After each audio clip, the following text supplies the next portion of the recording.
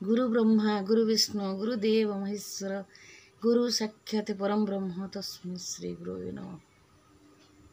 गुरु से ही ब्रह्मा से ही विष्णु से ही महेश्वर, जे अंधकार रु आलोक को नियंती, ज्ञान अज्ञान रु ज्ञान प्रदान करती, से हेउछंती गुरु। मृत्युरु अमृत पथ को नियंती, असत्यरु सत्य पथ को नियंती, तमसारु ज्योति पथ को नियंती, से हेउछंती गुरु। जे गुरुंकर पराकाष्ठा विषय जानिछि, से गुरु को निरंतर भजन करुछि। प्रत्येक जिनिस पाइबा पाई गुरुंकर नित्यांत आवश्यकता रही।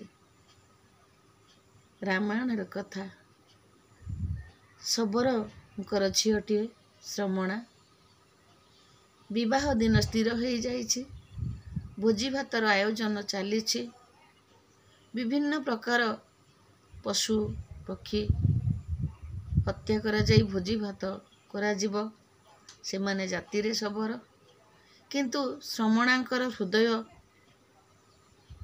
एसबू सही पारिलानी। मोर शुभ विवाह रे एते पशुपक्षींकर जीवन दान, मु विवाह करिबिनी। घर छाड़ी लुचि जंगल को चली गले, सेठारे ईश्वर को ध्यान कले।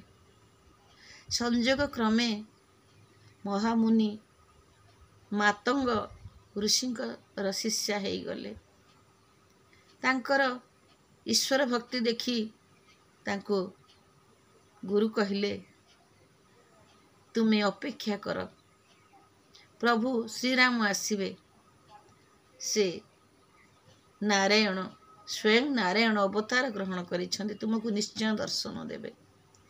श्रमणा से गोटे अपेक्षा रहिला गुरुंकर कथा केबे भूल हबनी। मो गुरु कहिछन्ति प्रभु आसिबे मते दर्शन देबे। दिन पर दिन बीती जाए, श्रमणा केबे धैर्य हरा हेनी। जंगल रु फूल तोले रास्ता पर्यंत बिछे दिए, मो प्रभु आसिबे। प्रतिदिन फलमूल आनिबा साइतिकी रखे, मो प्रभु आसिले खाइबे। प्रभु आसिबे आसिबे आसिबे। से शुभ दिन आसिला, सीता को रावण नहीं गला चोरी करी। सीता अनुसंधान रे राम लक्ष्मण आसी पहुँचिले सबरी कुटीर रे। सबरी चिन्हिला, एई मोर प्रभु, मो गुरु कहिथिले मो प्रभु आसिले। आनंद रे विह्वल हो गला, पाद पखाली देला। पाद पखाली फल नहीं आसिला, मो प्रभु खाइबे। काले कषा पिता हेइथिबो, प्रभु को रुचिबो कि नाही, भल लागिबो कि नाही। कि भक्ति, कि भावना, कि भल पाइबा, कि अनाबिल स्नेह फल चाखी दउथाए। कषा पिता आड़े दे सुमिष्ट फल को प्रभु को हाथ रे धरी देउथाए।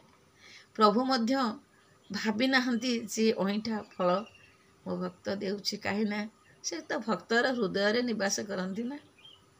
तेणु फल प्रभु हसी हसी भुंजिले। प्रभु सेठी थांती। वैकुंठरू आसिला विमान, सबरी भाग्यवती विमान रे बसी स्वर्ग को गले। सबु से गुरुंक पाई, गुरुंक कथार अपेक्षा। तेणु गुरु को नमणिबा नर, गुरु ही साक्षात ईश्वर। नमस्कार, धन्यवाद।